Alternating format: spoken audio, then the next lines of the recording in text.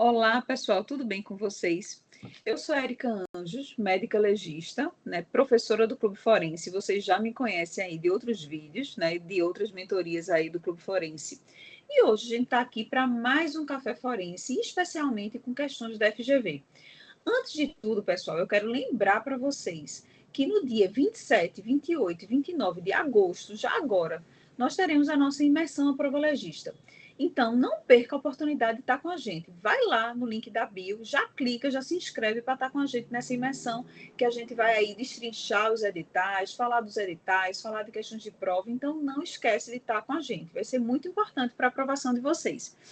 Então, pessoal, vocês sabem que agora, né, os editais que estão previstos, os concursos que estão previstos serão o de Minas Gerais e o do Maranhão. E ambos têm a banca FGV, né, como a banca escolhida. Em Minas Gerais já está definido, no Maranhão provavelmente será essa também. Então, eu decidi trazer hoje questões para vocês da FGV. Vocês sabem que é muito importante para a prova vocês conhecerem a banca, né, para que a gente não tenha ali grandes surpresas. Então, a FGV, como toda boa banca, ela gosta muito de traumatologia, muito de tanatologia, mas ela também gosta muito da parte de responsabilidade civil, né? Gosta muito dessa parte dos destinos do corpo, preenchimento de declaração de óbito. Mas, como de toda forma, tanatologia e traumatologia sempre são carros-chefes, eu decidi trazer para vocês as questões das últimas provas de 2021 e de 2022 da FGV, que foram, respectivamente, 2021 no Rio de Janeiro e 2022 no Amapá. E trouxe aqui essas questões para que a gente possa discutir e para que vocês possam ir se familiarizando com os conceitos e com o jeito de fazer prova, tá bom? Então, essas questões versarão basicamente sobre tanatologia, né, que mais uma vez vocês já sabem que é um carro-chefe. E aí eu lembro para vocês dos fenômenos tanatológicos, que são assim divididos por Borri em abióticos e transformativos. Lembro para vocês, né, que quem é aluno do Clube Forense sabe que a gente fala isso de maneira assim exaustiva, que os fenômenos abióticos são também chamados de fenômenos avitais ou vitais negativos. E eles se subdividem em imediatos e consecutivos. Os fenômenos abióticos imediatos são aqueles que acontecem imediatamente após a morte, ou seja, com a parada dos sistemas, né? Então, com a parada do sistema circulatório, parada do sistema respiratório, parada da atividade cerebral. E aí, esses fenômenos abióticos imediatos, eles já estão aí descritos no slide. Então, cessação da respiração, da atividade cardíaca, cessação da atividade cerebral, cessação da coagulação de sangue. E aí vão surgir esses outros fenômenos, né? Face hipocrática, que vem do relaxamento, né, da musculatura da face, junto com o relaxamento dos esfínteres e também a acidificação dos tecidos. A gente vai ter também a perda do tônus muscular, perda da mobilidade, perda da sensibilidade tátil, térmica e dolorosa, ou seja, são aqueles fenômenos que acontecem imediatamente após a morte. Também existem os fenômenos abióticos consecutivos, e esses consecutivos já se dão por conta das alterações físicas, químicas e estruturais que acontecem ali nas células e no corpo após a morte. E aí a gente vai ter a desidratação, o espasmo, algor, livor e rigor mortis, né? Então, a desidratação é muito cobrada e a gente consegue vê-la através do apergaminhamento da pele, né? A gente consegue ver através daquela mancha de Sommer e Lacher que acontece no olho, né? Aquela tela viscosa de Stenon loar, né? Que a gente consegue ver na córnea, né? Em cima da córnea do paciente, né? A gente também tem o algor mortis, né? Que se trata do resfriamento do corpo. A gente já sabe que nas 3 primeiras horas a gente tem um resfriamento que é de meio grau nas 3 primeiras horas, e a partir da 4ª hora a gente tem o decréscimo da temperatura de 1 grau até ter o equilíbrio com a temperatura ambiente.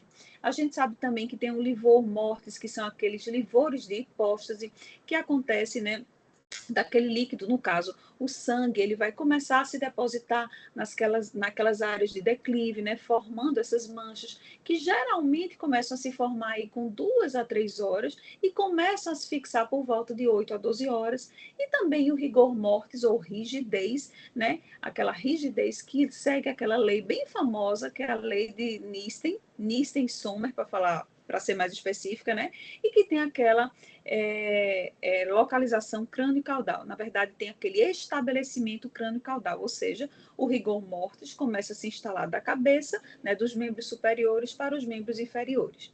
A gente também tem os fenômenos tanatológicos do tipo transformativo, e os transformativos se subdividem em destrutivos e conservadores. Os destrutivos são autólise, putrefação e maceração, e aí vocês já sabem que é muito importante saber que, por exemplo, a autólise não envolve a interferência, não tem a interferência de bactérias externas, mas é um processo que acontece de maneira intracelular, né?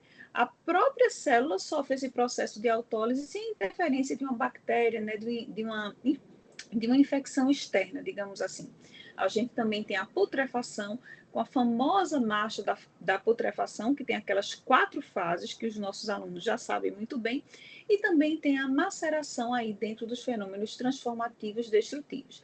E os conservadores estão aqui descritos: mumificação, saponificação, congelação, clarificação, calcificação e fossilização. Já temos outras aulas aí no nosso Café Forense em que a gente fala dos fenômenos tanatológicos conservadores. Depois vale a pena vocês darem uma olhada. É muito importante a gente lembrar, pessoal, que não existe um sinal de certeza da morte até surgirem os fenômenos transformativos no cadáver, tá certo? Porque eu estou chamando a atenção para isso. Isso é uma coisa que é sempre cobrada em prova, tá bom? Então, só temos certeza da morte quando surgem os fenômenos transformativos no cadáver. E aí, pessoal, eu trago para vocês essa questão que foi da prova para perito médico legista em 2022 no Amapá. Ela trata da rigidez cadavérica, que a gente viu ali, ó, naquele slide anterior. A rigidez cadavérica é um fenômeno tanatológico abiótico do tipo consecutivo, tá?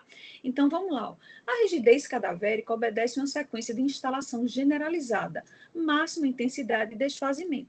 Então, pessoal, vou lembrar aqui para vocês que a rigidez ela acontece pelo consumo do ATP e metabolismo anaeróbico que começa a acontecer na célula após a morte, não é isso? Então, a rigidez cadavérica, mais uma vez lembrando, ela segue a lei de Nisten e Sommer, né, que é aquela que se estabelece de maneira crânio-caudal. Então, o que ele vai perguntar para a gente? Ele vai perguntar a ordem da marcha da rigidez. Então, sobre a ordem da marcha da rigidez, é correto afirmar que a rigidez começa nos membros superiores. Não, pessoal, ela começa crânio-caudal. Então, ela começa cabeça, mandíbula, pescoço, depois membros superiores, tá? Então, ela não começa no membro superior, ela começa na cabeça. Letra B. A rigidez começa nos membros inferiores. Falso também, pessoal. A rigidez não começa nos membros inferiores, ela começa na cabeça, mais uma vez, crânio caudal. Letra C. A instalação da rigidez muscular começa no músculo cardíaco e no diafragma. Verdade, pessoal. Essa é uma informação que não tem, assim, de forma tão clara nas principais fontes de medicina legal. Quando eu falo as principais fontes de medicina legal, eu estou falando o França, o higino e o cross-cross. Mas é verdade, a instalação da rigidez muscular começa no músculo cardíaco e no diafragma. Assertiva verdadeira. Letra D. A rigidez no sentido crânio-caudal só acontece em casos em que o cadáver ficou suspenso. Falso, pessoal. É sempre no sentido crânio-caudal, tá bom? E letra E. A rigidez na criança demora mais a se instalar, devido ao tamanho reduzido dos músculos em comparação aos adultos. Então, falso, pessoal. Quanto maior a massa muscular, mais tempo leva para aquela rigidez se instalar, certo? E quando ela se instala, ela ali permanece por mais tempo. Então, como a criança tem uma quantidade de músculo menor, a rigidez se instala de maneira mais rápida e se desfaz de maneira mais rápida também, tá certo? Então, mesmo que a gente não soubesse da informação que consta na letra C, a gente acertaria a questão por exclusão, porque as outras estão grosseiramente erradas. Então, 50, letra C de casa, tá bom? Vamos lá, essa outra questão, que foi a 51ª, também foi da prova para perito médico legista do Amapá em 2022. Né? Ele vai falar novamente dos fenômenos cadavéricos abióticos. Ele diz, ó, os fenômenos cadavéricos abióticos são seguidos dos transformativos. Sobre o sinal de Sommer e Lascher, causado pela desidratação, é correto afirmar que Então, pessoal, vou retornar novamente para aquele meu primeiro slide, vou lembrar para vocês. Ele está falando de fenômeno abiótico, do tipo consecutivo da desidratação. Então, ele falou aí, ó, dessa mancha do sinal de Sommer-Lasher. Então, eu lembro para vocês, pessoal, que o sinal de Sommer-Lasher, ele acontece no olho. Vocês também já me escutaram falar em outras aulas, né, em outros cafés, que o nosso olho, de maneira assim, mais simples, ele é composto por 3 camadas. Essas camadas eu estou falando de fora para dentro. Então, de fora para dentro, a gente tem a esclera, que é esbranquiçada. Mais internamente, a gente tem a coroide, que é uma camada enegrecida e vascularizada. E a cor dela é enegrecida justamente pela grande quantidade de vasos que ela tem. E a camada mais interna ainda é a retina. Então, de fora para dentro, o olho é composto por 3 camadas: esclera, coroide e retina. Pois bem, pessoal, o que acontece? Quando acontece o fenômeno da morte e a desidratação, a camada que é mais externa, que é a esclera, vai desidratar e afinar. Quando ela desidrata e afina, começa a aparecer, então, a camada que é interior a ela, que no caso é a coroide, tá certo? Então, quando a gente começa a notar a coroide, que é essa amarronzada, enegrecida, a gente tem esse sinal de Sommer-Lasher. Esse sinal de Sommer-Lasher, ele geralmente é encontrado na parte temporal do olho. Porém, pessoal, não há uma obrigatoriedade que seja nesta localização específica. O fato é que, quando o indivíduo falece, geralmente as pálpebras ficam semicerradas e a parte temporal do olho naturalmente é mais exposta. Então, como ela naturalmente é mais exposta, a gente começa a ter a formação dessa mancha negra de Sommer-Lasher na região temporal do olho. Porém, nada impede que ela inicie na região nasal do olho. Mas, de maneira geral, ela geralmente acontece na parte temporal do olho e depois começa a formar o semicírculo. Ela vai se expandindo, porque, claro, o processo de desidratação continua e aí a mancha começa a ganhar uma proporção maior, tá certo? Então, ele está perguntando sobre esse sinal de Sommer-Lasher, ele já está dizendo que é causado pela desidratação e ele pergunta: é correto afirmar que é causado pela presença de poeira agregada ao epitélio da córnea? Falso, pessoal. Isso daí que ele está descrevendo é o sinal de Estenon-Loar, ou sinal da tela viscosa, tá certo? Inclusive, essa poeira agregada ao epitélio da córnea não necessariamente acontece só em morto. Pode acontecer em pacientes que já estão ali agonizando, vivos, mas agonizando por muito tempo. Então, não acontece só na morte, tá bom? Mas letra E não é sinal de Sommer-Lasher.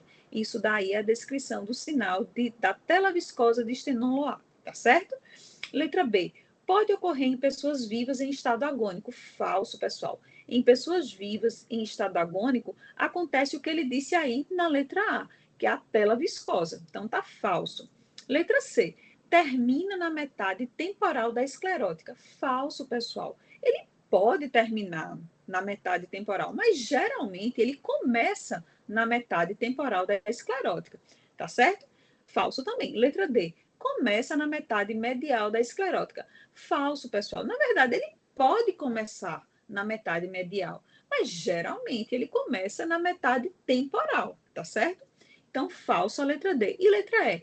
Corresponde à exposição da coroide pela esclera.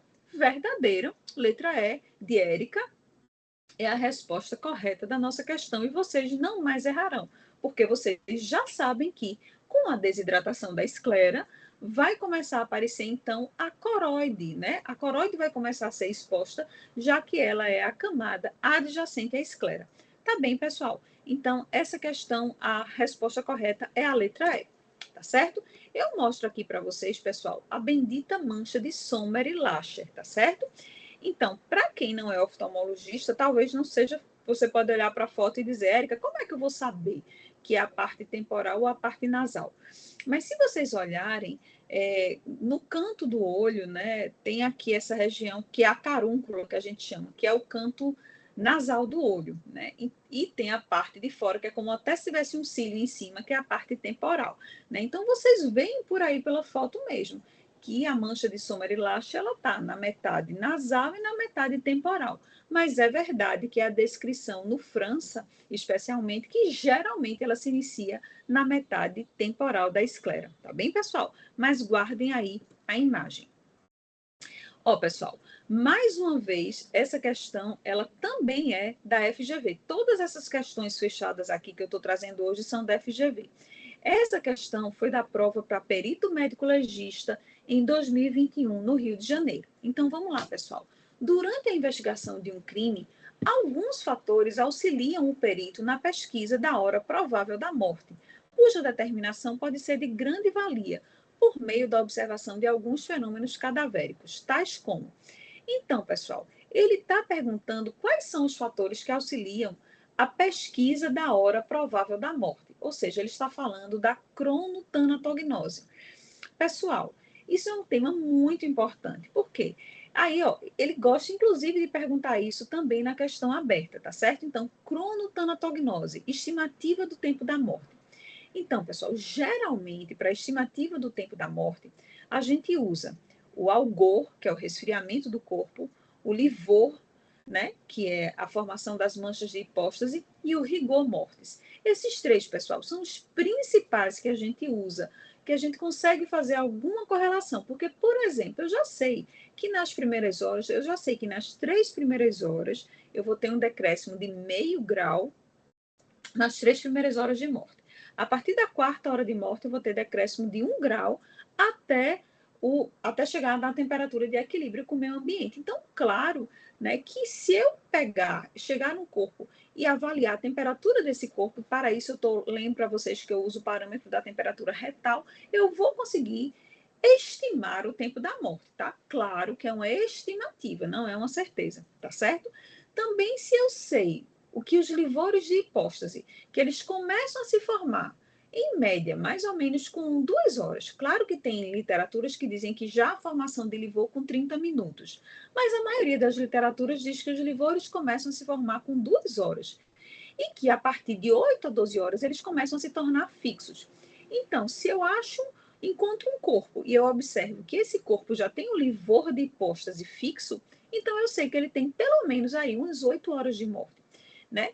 E assim como eu sei que o rigor mortis, a rigidez, ela segue aquela lei de Nisten, né? Que é aquela que ela se estabelece de maneira crânio-caudal. Então, se eu encontro um corpo, se eu vou avaliar um corpo e eu encontro que, por exemplo, só a cabeça, a mandíbula e o pescoço está ali rígido, então eu vou saber que esse corpo deve ter mais ou menos umas 2 horas de morte. Então, geralmente, para cronotanatognose, eu uso o algor, o livor e o rigor mortis, tá certo? Érica, eu posso usar a desidratação?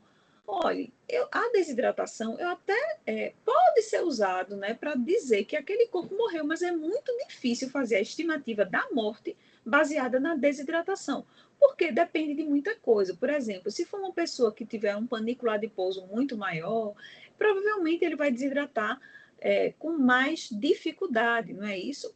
Flacidez muscular também é difícil estabelecer o grau de flacidez muscular com o tempo que aquela pessoa morreu. Então, geralmente, quando eu estou falando de cronotanatognose, né, eu estou pensando mais no livor, algor e rigor mortis, e aí tem muitas outras coisas que eu posso avaliar. Então, eu posso avaliar, por exemplo, o tempo de crescimento, o tamanho da barba daquele indivíduo, né, caso eu tenha o parâmetro de que ele havia se barbeado. Eu posso fazer a avaliação da bexiga daquele periciando, né? Mas aí eu preciso saber se ele tinha ido ao banheiro ou não. Eu posso avaliar o tempo de esvaziamento do estômago dele. Então, tem várias coisas que eu posso avaliar. Mas eu sempre também vou me basear no livor, rigor e livor mortis, tá certo, pessoal? Então, vamos lá. Letra A, desidratação, não. Resfriamento do corpo, sim. Flacidez muscular, não. Então, não é a letra A. Letra B, espasmo cadavérico, não. Livor de hipóstase, sim. Mancha negra da esclerótica, não, né? Letra C, resfriamento do corpo, sim. Livores de hipóstase, sim. Rigidez muscular, sim. Então, ele está falando aí para mim dos fenômenos abióticos do tipo consecutivo. Livor, algor, livor e rigor mortis. É essa a resposta da minha questão. Letra C. Letra D, relaxamento dos esfínteres. eu sei que é um fenômeno abiótico do tipo imediato, né? Resfriamento do corpo, sim, e livor de postos, e sim. Então, a letra D está errada por conta do relaxamento dos esfínteres, tá certo? Letra E, mancha negra da esclerótica, falso também, né? Resfriamento do corpo, sim, e rigidez muscular, sim. Então, a nossa resposta da questão, letra C de casa, tá bom? Que é resfriamento do corpo, que é o algor mortis, livores de hipóstase e rigidez muscular, tá bem? Vamos lá, pessoal, mais uma questão também da prova de 2021 da FGV do Rio de Janeiro. O cadáver de um homem sepultado há cerca de 6 meses foi exumado para localizar um projétil de arma de fogo, que deixou de ser recolhido durante uma necrópsia por falta de condições técnicas. Cumpridos os trâmites de praxe, a abertura do caixão revelou aos peritos e autoridades presentes odor rançoso e desagradável, tronco e membros inferiores preservados e de tonalidade parda amarelada. O achado possibilitou aos peritos revisar as lesões descritas no laudo de necrópsia e concluir o seu trabalho. Então, pessoal, o caso de um cadáver que foi inumado, mas 6 meses depois precisou fazer uma exumação para retirada, localização de um projétil de arma de fogo, né?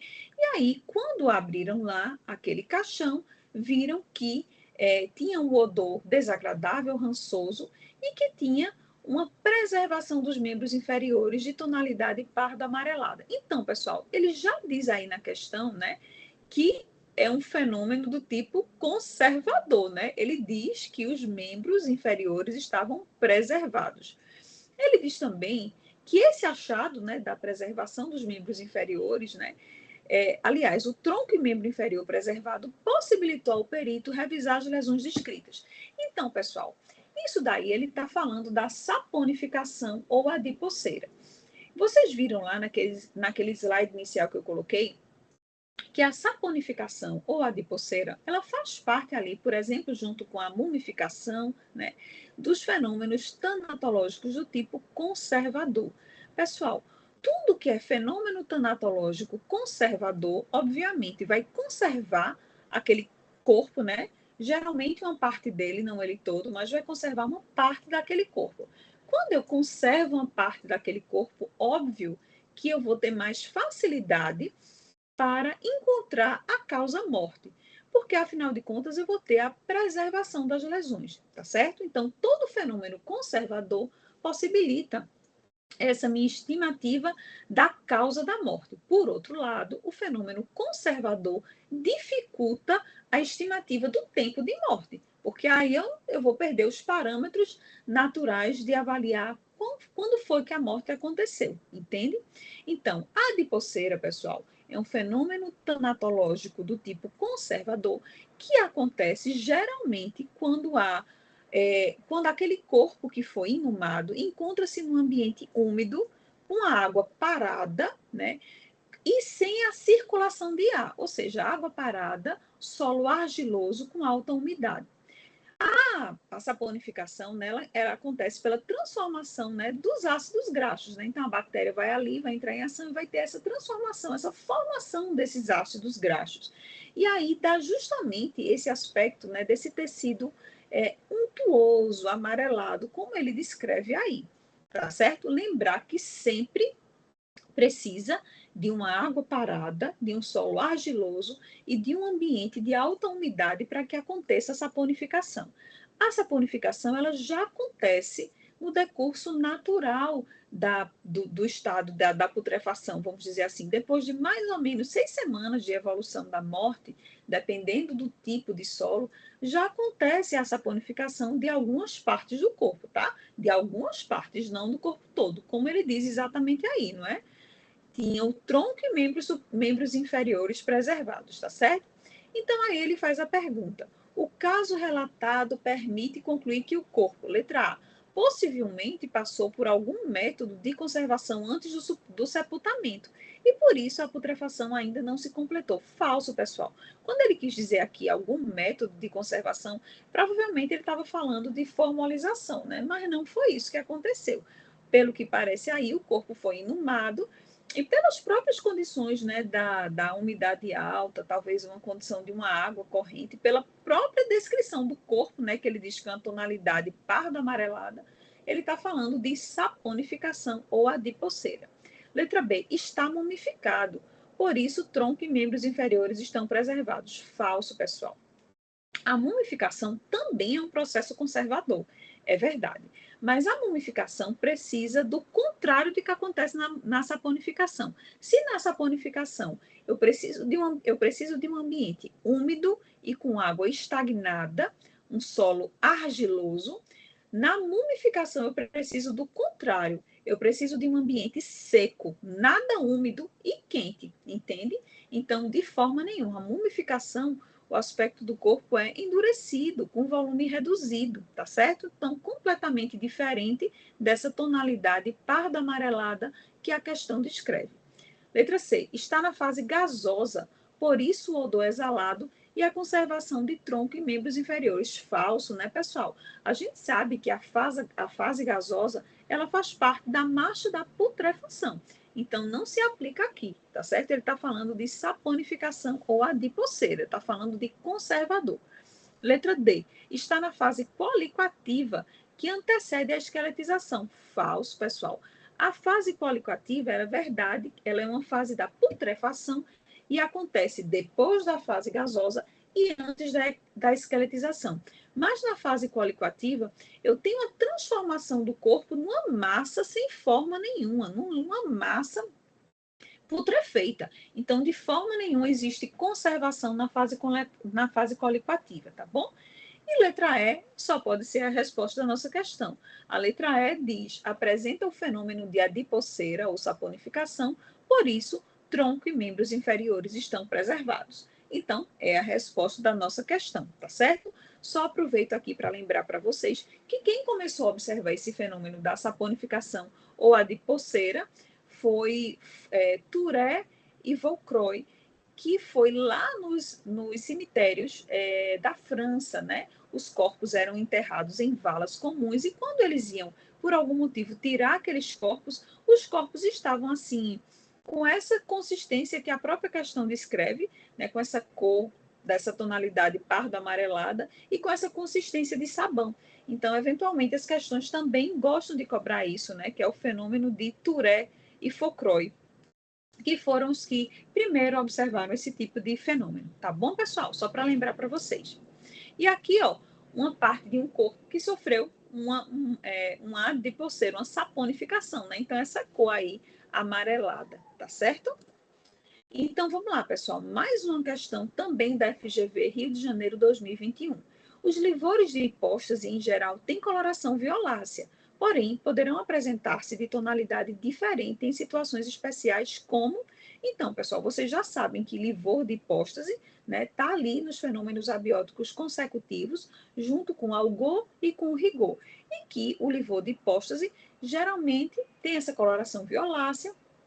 E, claro, pela coloração ser violácea, é muito mais difícil da gente notar naquelas peles de tonalidade negra, tá certo? Mas, geralmente, eles têm essa coloração violácea, porém, sim, eles podem se apresentar de tonalidade diferente em situações especiais. Então, as questões sempre gostam de perguntar, e eu vou lembrar aqui para vocês que, naquelas intoxicações que são por monóxido de carbono, o sangue ele fica com esse tom de vermelho acarminado, tá certo? Então, isso é muito recorrente nas questões. Então, monóxido de carbono, o sangue fica acarminado, vermelho acarminado, e, obviamente, os livores de hipóstase também vão ter esse mesmo tom. E também as substâncias metemoglobinizantes, elas também dão um aspecto amarronzado aos livores, tá certo? Então, a resposta da nossa questão é a letra B de bola, intoxicação por monóxido de carbono, né, que faz os livores acarminados, e as substâncias metemoglobinizantes, que dão um aspecto amarronzado. Tá bem, pessoal? Então, uma ótima questão também para vocês relembrarem. Então, pessoal, eu trouxe essas 5 questões fechadas para vocês, que foram da FGV. E aí, pessoal, eu trouxe essa questão da prova discursiva, que caiu agora no dia 4 de agosto, para a prova de perito médico legista em Goiás, cujo banco foi a IADES, não foi a FGV, foi a IADES. Mas eu trouxe para vocês para lembrar que esse assunto de tanatologia também pode ser cobrado na prova aberta.